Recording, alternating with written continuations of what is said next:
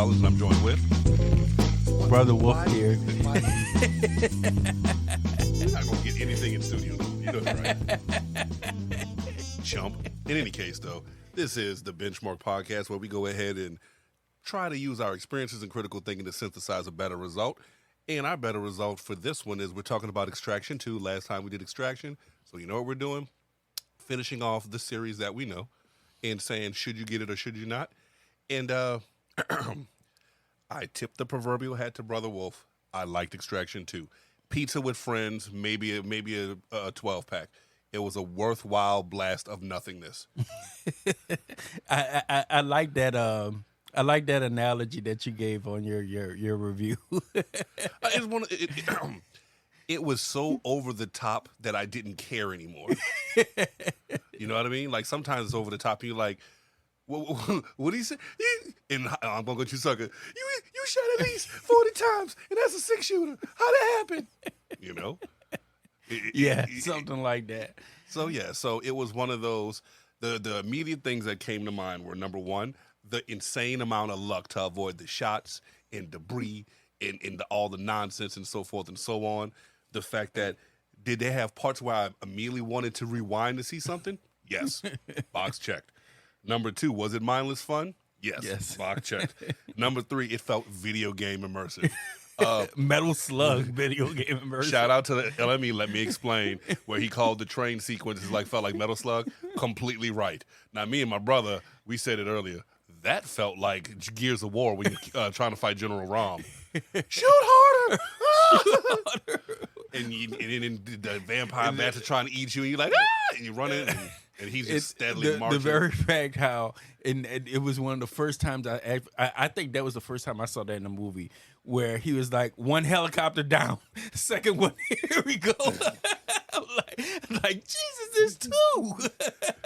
I literally wanted to start singing Team America, World Police. America! We're not in America. Fuck yeah! It was, like I said, mindless fun. I'm glad I watched it. Let's do the easy and obvious thing. Spoiler alert. Yeah, spoiler alert, definitely, before we get started. So, Chris Hemsworth, you are richer than me, more attractive than me, probably better shape than me. How much does he get paid for his sweat? Like $40,000. That's not where I was going to go with it. I was going to say, well, you got some chicken legs in the therapy scene. I'm like, bro, I'm going to just do low attacks to the end of time. You better always wear knee braces. Like, we know the one thing that Thor wasn't given the guard of is that his legs. I was like, boy, one good hit and yes, a game. So, yeah, I'm and look, like I said, it was designed for that way. It might have been CG, but I was like, Lord, no wonder this boy need a brace and a cane and everything else. Boy, about to fall apart as it is. Got baby legs. But, yeah, so kudos to Sam Hargrave. Like I said, we're going to put the LME notes in the show notes because I've been watching him for a while. And then number two, he informed me that the director of Extraction and Extraction 2, Sam Hargrave, he did a bunch of the stunt direction and quote-unquote directing. He wasn't director, but he handled some of the really big scenes because it was a stunt coordination. So he did it already. And he's been, even though he wasn't the director, he's directed several big scenes in several big budget movies. Like the Wakanda entrance, yeah. He directed the fight scene in between in between Captain America and Iron Man in Civil War. He did that one too? Yeah, they showed that on there. I know he did Cap and Cap. I know he did Cap and Iron Man. Yeah, he did Cap and Cap. Yeah, that too. But he's been directing stuff as the gentleman from Let Me Explain said. He's been directing the directors for a while. But I mean, when it comes to stunt coordination, do you really have a wheel in this wheelhouse? You know what I mean? Right. So yeah. But in the reason why I say it though is kudos to him. We had some takes that were one shot, other takes that were hidden edits, for lack of a better term, but it was still long enough to be continuous. I'm like, kudos for the logistics layout and the coordination and the timing to be able to do it. And finding the right cameraman. Crew, because remember, you got to still have the guys who's operating the car or the lift or whatever the case may be. I mean, it's not. As someone who's done shitty TV projects for high school, that was difficult. So to do this, even with the magic of computers, you still got to have the camera pointed at the right thing. Absolutely. To quote Versetti, keep the camera pointed at the poontang. But even though I said it was mindless fun, there are some things that I just had to go ahead and go, what? So let's go ahead and do a quick breakdown of the film.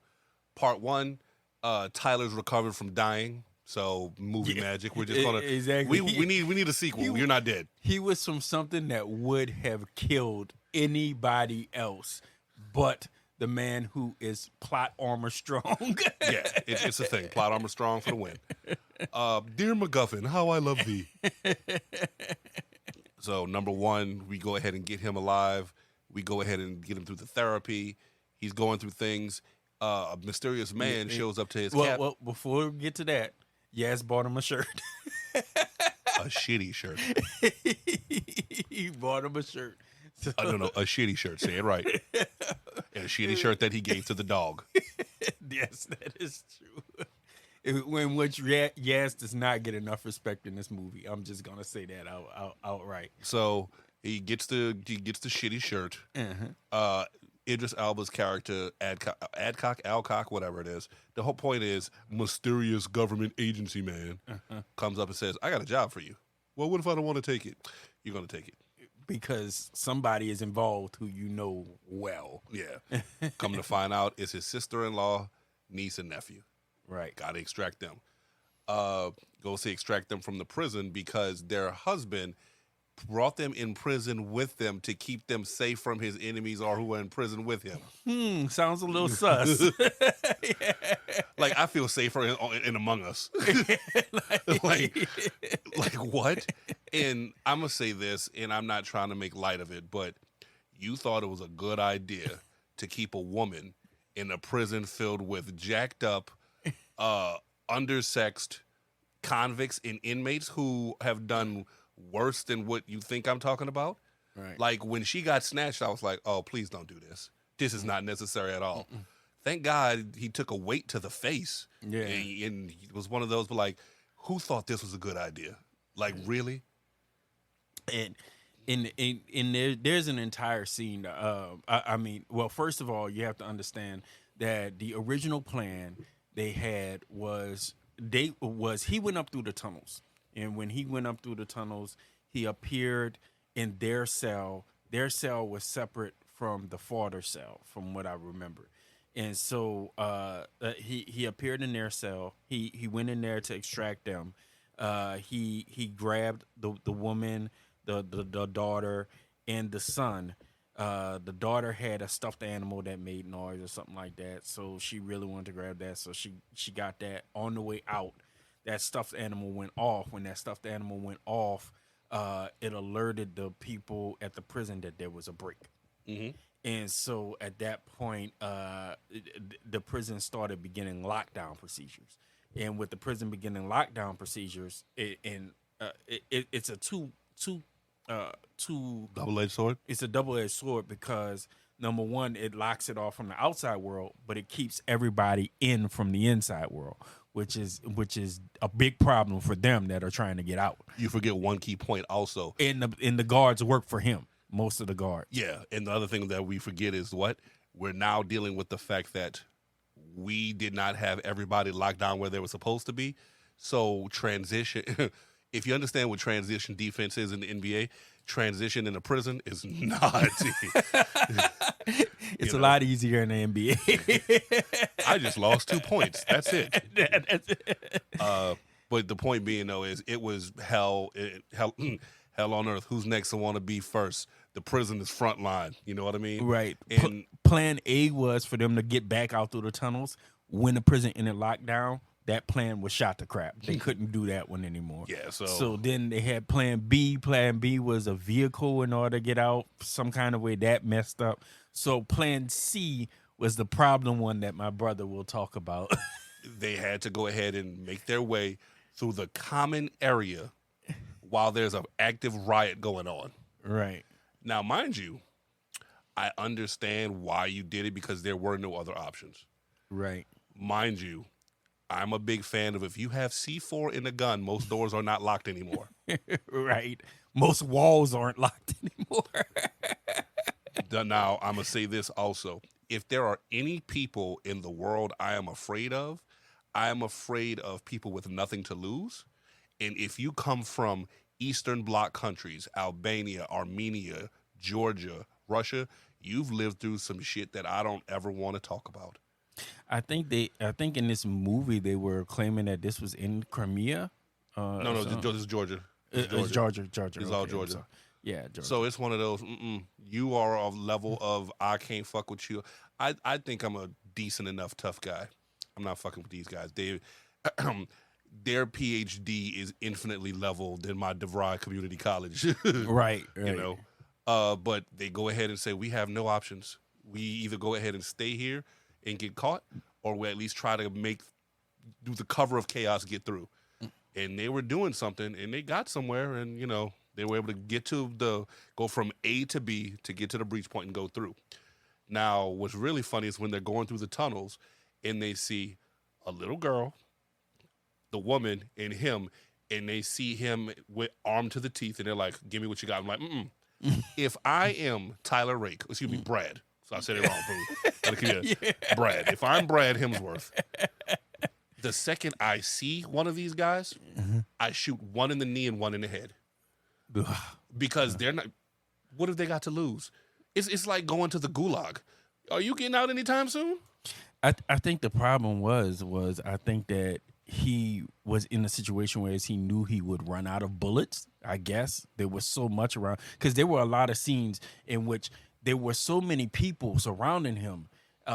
You know, he knew he couldn't take them all on with a gun, because they in the common area that you were talking about before, he had the gun and he had it pointed at all of them to try to back them off. And what wound up happening was, you know, eventually, thankfully, they were saved by an explosion which happened at the time. You forget what he did too. Remember, he got dogpiled on, and the sister-in-law was on top of him. Pull the pin, and he flung the grenade. He caused that explosion. Yeah, I'm telling you, the second I go down there, unless I know that I will cause seismic activity in a collapse, I'm walking with a pin pulled and saying, "We all gonna go." Well, what Ricky Smiley said, I'm going to whoop your ass, I'm going to whoop Monroe ass, I'm going to whoop every ass in here. Yeah. So definitely it was one of those situations. And like my brother said, they're in the tunnels and they're almost free. And they run into who? They run into the dad of the family. You know? And he's not giving up his family without a fight. Right. He says some choice words to the mom. The kids are already out, but they have to go through a small fight scene, and this is one of those immediate rewinds. When I saw his hand, that's all I'm saying. That's all I'm saying. When I saw his hand, I was like, woo. He's not going to be in Rush Hour 3. Yeah, exactly. So, and the mom took him out, which was really something in which they did on there. To show she was trying to escape his tyranny. Right. And like I said, I mean, I do and don't understand it. It's one of those, I can't protect you from the outside, so I may as well keep you inside. I do get that. And like I said before, the kind of individuals that he's dealing with, they're worse than Kaiser Sosa. I'm going to go ahead and go through your entire family and you. You know what I mean? That's not even a question. So even though they're technically innocent, you're guilty by association. Right. So moving on, they're going ahead. The brother, I forgot their names. It's Durat? Durat. Yeah, Durat. The point being is, he's gone. Yeah, he they're extracting, they're in the cars, and then begins a 21-minute chase? 21-minute chase scene. That's quote-unquote one cut. Yeah. Stuff is falling up. Bikers are flipping over. Cars are exploding. There's a boom every few seconds. Explosion. Michael Bay would be proud, right? It reminded me of the E-Trade commercial. This summer, everything's getting blown up. Yeah. And you're like, what? But yeah, they go through. They finally get to the point where the family gets to a train. They're on the train. They're trying to extract. All of a sudden, there's special forces. Yeah, I never knew gangs had special forces, but yes, there's a special force part of his particular gang that shows up. They're getting airdropped in. There's a chopper fight. There's also credit to Nick. So hold on one second. Golshifter Farahani. If I mispronounced your name, I apologize. You just don't have. As an American, I'm just not used to it. Right. But Miss F, you kicked ass in that scene. My favorite part of that scene was she had to take out two guys in close combat wearing heavy body armor. And if you've ever heard anybody say anything about getting shot, it's the worst punch in the world. You can't recover from breathing. Right. And she said, okay, we're going to go straight to the knife. Went ahead and stabbed him. And when she dragged his hand across that broken glass, I was like, creative and ooh, that's mean. And it was beyond, like, when I saw them both go in there, that was a moment in which I was like, oh shoot, I think she might die. And then all of a sudden I saw her being the one that was killing the two guys. Just going through and just knocking it all out. Yeah, it's just like, ooh. The thing that made me laugh though was the one-shot prison scene. It kind of the hecticness of it reminded me, and you'll appreciate this. Remind me of Austin McMahon with the bedpan. Yeah, like how am I seeing this, and why can't I take out my eyes away? And like I said, the train scene, it felt like Gears of War. Right. We're taking out helicopters. We're taking out special forces guys. Right. You know, you don't get to use the instant kill button. You can use the counter button, but you can't do that anymore. And the fact how he had to go from one mounted gun in the back. Basically, I just thought about that.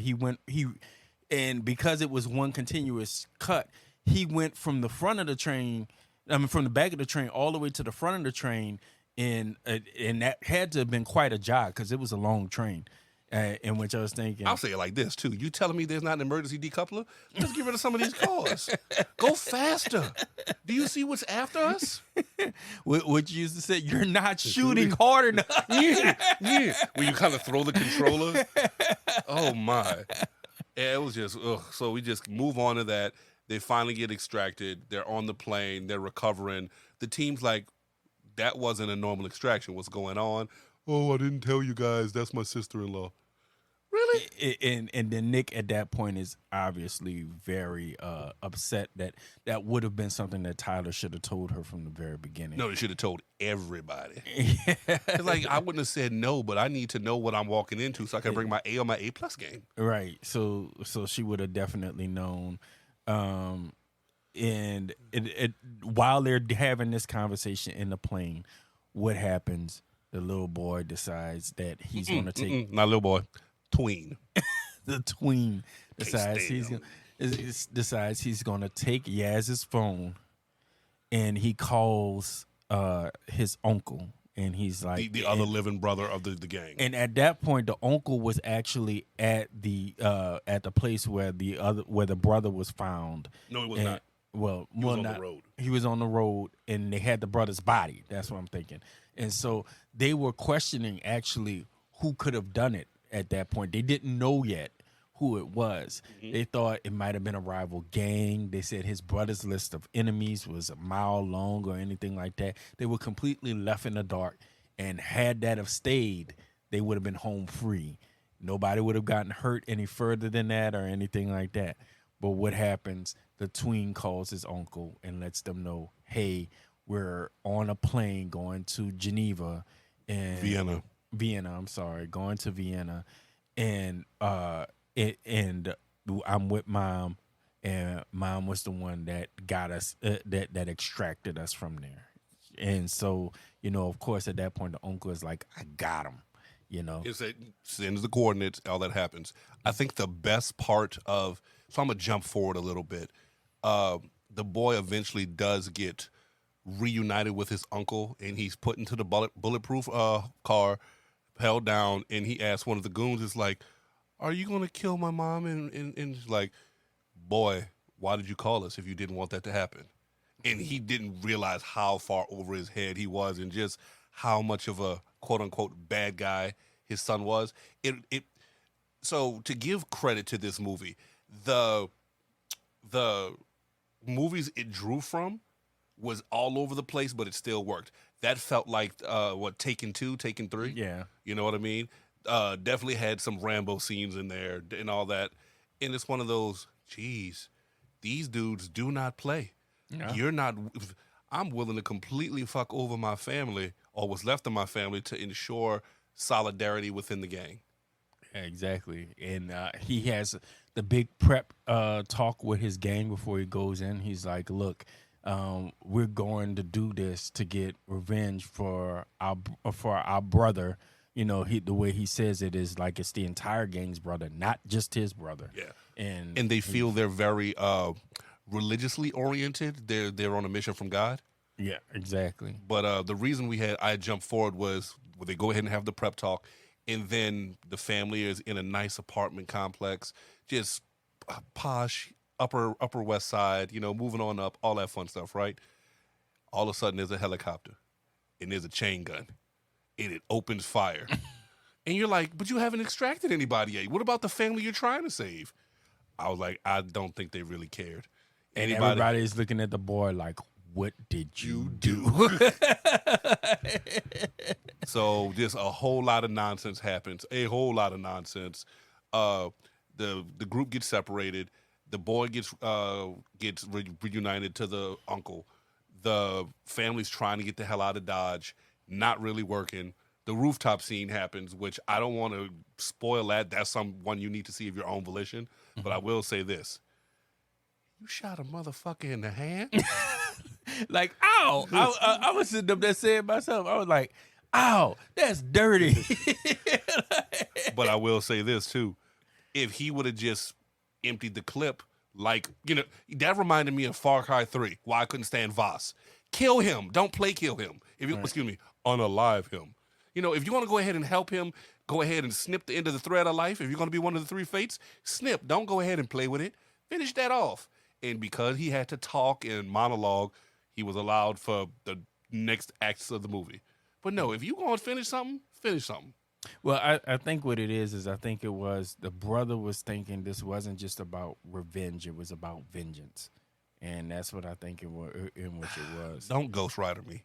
I'm just saying I really think he wanted to inflict. Remember what he told him. He said, no, I want you to suffer with the fate of having your loved one die like I did. Remember, he said that in the movie. If that's the case, hurry up and do it. We'll figure the stuff out in the epilogue.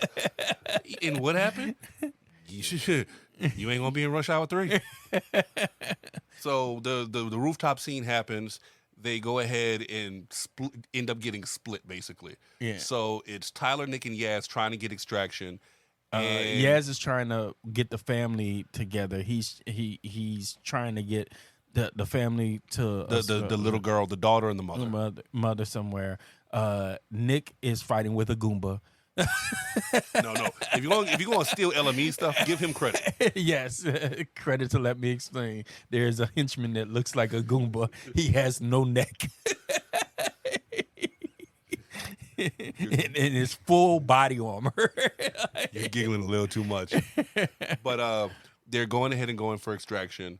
And to quote, I had tickets for the game. Mm-hmm. And Yaz gets too many entry wounds. Yeah, and he's, they're trying to save his life. And he's like, I can't breathe. I can't breathe. Like he just says it. He's like, I can't breathe. And so they realize at that point, Nick is driving the helicopter. So that's the sucky part. You don't drive a helicopter, you pilot one. No, I'm sorry. She's piloting the helicopter away. So she can't even be with her brother at his last moments alive because she has to pilot the helicopter because they don't necessarily Which know. Makes me wonder, you telling me helicopters don't have cruise control yet? And I mean, what are you running into, Jetsons? I'm just saying, that's one of those, you think it'd be useful for those long trips. I got to hold it at this tilt for how long? Right. And Tyler was sitting up there and he was holding her brother at the time while he was saying his last breaths, taking his last breath. Brad. Yes. And after that happens, they go to a hideaway spot, and while they're at the hideaway spot, they run into his ex-wife, who is the other woman's sister. She comes in, and they are communicating with each other, about everything that happened. Yaz is Nick and Tyler are dealing with grieving Yaz's loss. And the head henchman, the brother, takes and calls. No. Tyler, who makes the call? I'm trying to think. Who calls? Wait, which call? The call in order for the final meeting. Oh, so it's gotten to the point where everybody's frustrated and they're trying to figure out what they're going to do. The family's like, we still got to get the boy. Nick's like, I want that ass. You killed my brother. Yeah. Tyler's like, I've already done enough. I'm not letting you come. And he goes away because the gang leader, the last one still alive, Zorab, I believe is his name, he calls him and says, yes, I'm going to be at this church. Come meet me here, this, that, and the third. And Brad's like, I'm not coming to talk. Yeah. The gang leader is like, you can come to negotiate. And Tyler's like, I'm not coming to negotiate. Yeah, Samuel L. Jackson, you don't get called for this one. Do you like to dress up in girls' clothing and get spanked, Knee-bomb? I love that scene. And so the head henchman also has an argument with the guy that was one of his father's top henchmen. And he shoots him at that one. And at that point, also the tween realizes the kind of person in which his uncle is. Which leads to the next scene, which leads to the next scene in which the uncle is sitting up there and talking to the tween about what's coming, and Tyler appears. And he ain't there to negotiate. And the funny part is that if you look at the tween, Sandro is the young boy's name. Mm-hmm. But he pissed me off with that stupid shit, so he's the tween. When you look at the tween, he just looks like he's a Christmas tree. Why? Because he's got red lights on because he's got a bomb strapped to him. Right. Now, are you really glad you called your uncle? Right, exactly. You're a bargaining chip now, no more, no less. And so what happens is while all this is going on, Nick appears, and she has followed, Tyler to the meeting place and everything like that. And she has her gun pointed at the guy, and the only thing in between Nick getting a clear shot on him and him dying is the fact that he has the boy in between the two of them. And I swear to God, I feel as though Nick was about to shoot regardless. I already said. So first off, let's be real about the fact that you're fighting in the church to begin with. Yeah. I feel kind of weird about that one. I'm a raised Catholic. Where do I stand? I can't tell you. But what did Erykah Badu say? They fear us just the same? Yeah, they fear us just the same. So I'm sitting there looking right now, and I'm like, we've already done our fair share of dirt. Does this really matter if it's on hallowed or unhallowed grounds? True. So I'm sorry. That's just one more. And like I said, if Yaz would have did that earlier, we wouldn't be in the situation we're in. But they go ahead and get into the gang leader and Nick exchange shots. Yep.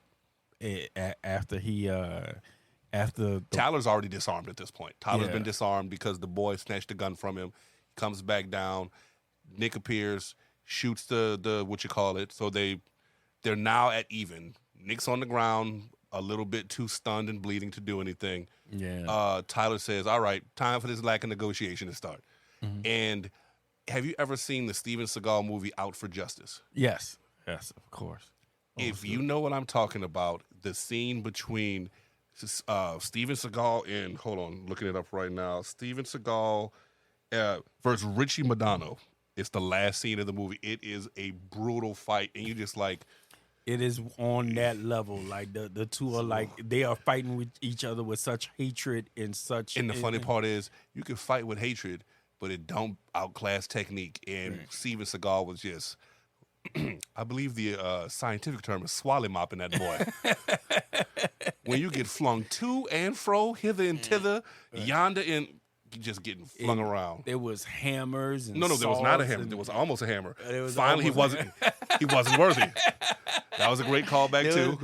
There were saws. There were nails thrown. There were all kinds of weapons. I'm gonna used. tackle you through everything possible. Yeah, drop a building on you if I can. Whatever it is. Yeah. It almost felt like it should have been in Swanson and Rittner at the ECW arena. But it finally happens to where he's going for the gun. There's a separation. The gang leader's going for the gun. Tyler's like, I got something you don't have.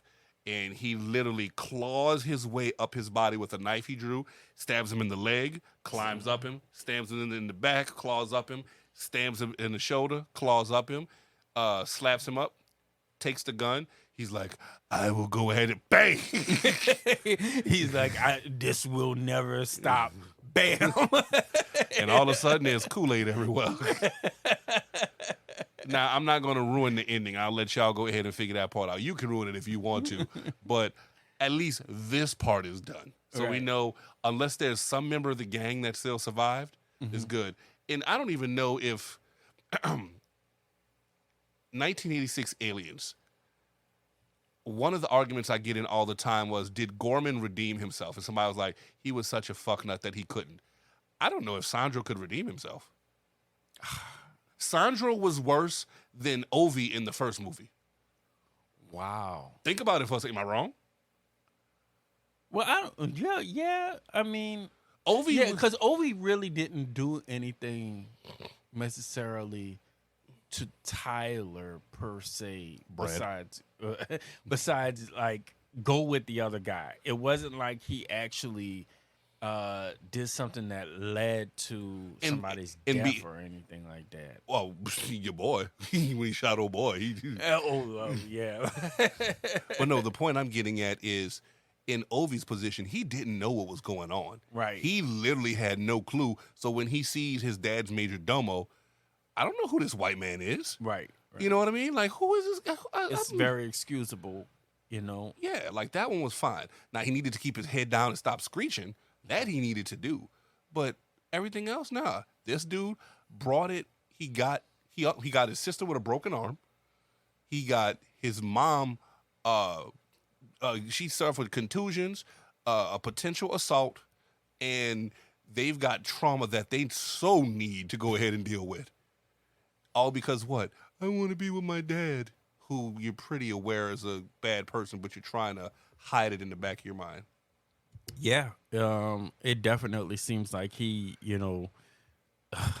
if there was one person that was, I posed the question to my brother, who was the hero of the movie, because I think that was a big question, because I'm not sure if it was Luck. Tyler. Luck. But you almost want to think that Sandro was a villain of the movie, almost based off of everything that he did, And so, granted, he's supposed to be confused, and it's supposed to be genuine love, but this is one of those things where you're not looking at the facts as they are. Robert Downey and Guy Ritchie, Sherlock Holmes. We're not using facts to create theories. We're using theories and using them to find the facts we want. We're using confirmation bias, and that's what he was doing, and that's bad. right. And look, I understand you want to be with your dad, but if that's the case, what did Trey say? Doe, let me out. You can go on your own path, but I'm not going here. And now you've got all these people killed because you're consumed with some naive notion.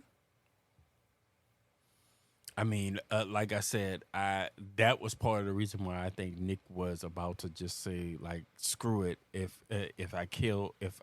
I wind up killing the boy by accident, by killing the uncle, that's fine. I think she had that thought in her head. I mean, I would have definitely been like, you know what? The amount of trauma we're going to have to deal with, the money we didn't get paid for. and that's the whole thing. I understand definitely Nick and Yaz's thing, whereas they're like, we ain't seeing money for none of this. Like, look, we are professionals. That means we get paid for this. I understand How that. this friend said in the first one, you are a mercenary. Be a mercenary. Yeah. Take the money, do the shooting.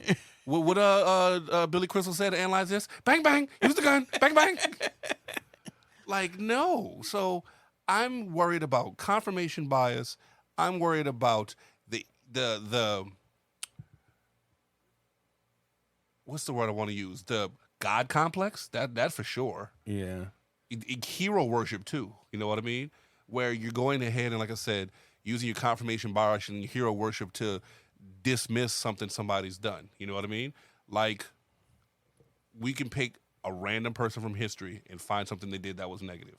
I'm not trying to dismiss all of what they're done, but we got to go ahead and take them in entirety of what they've done, not just one thing. You know what I mean? Right. So, but for me, I'll say this. If I had to go ahead and watch it, I'm watching it with friends. I already had Netflix, so I didn't have to pay for anything. Right. But if you have the chance to watch Extraction 2, pizza with friends, get a 12 rack, and enjoy yourselves. And you know what? You know how you do the Harry Potter drinking games or something like that? Yeah. Every time somebody gets shot, take a sip. A sip, not a gulp. A sip. You'll be dead by the end of this. Because remember, they have body armor. Drink responsibly. But with that said, all facetiousness aside, facetiousness, I don't want to hear nobody saying, "Oh, we listen and we got no." We're joking. If you can't figure that out, then I can't help you. But with that said, is it closing time, brother? I think it is closing time, brother. So with that said, next time you need an extraction, call Tyler Rake. Yeah. He'll be healed up from this one after that. Thank you for listening to the Benchmark Podcast, a product of Benchmark Media, LLC, where we always attempt to establish a positive benchmark. We would like to remind everyone that the views and opinions expressed are strictly the views and opinions of each individual, and those views do not reflect the stance of Benchmark Media. Any opinion stated is not to be construed as professional advice or help. Please contact a professional for any help you may require. We would like to thank all of our guests for today and also for contributions of our listening family. Remember to contact us at therealbenchmarkpodcast@gmail.com or www.therealbenchmarkpodcast.com. Or you can follow us on social media, Facebook or Instagram. And if you'd like to be a friend of the show, you can donate to us on our PayPal. You can give me a drink. All rights reserved by Benchmark Media, LLC.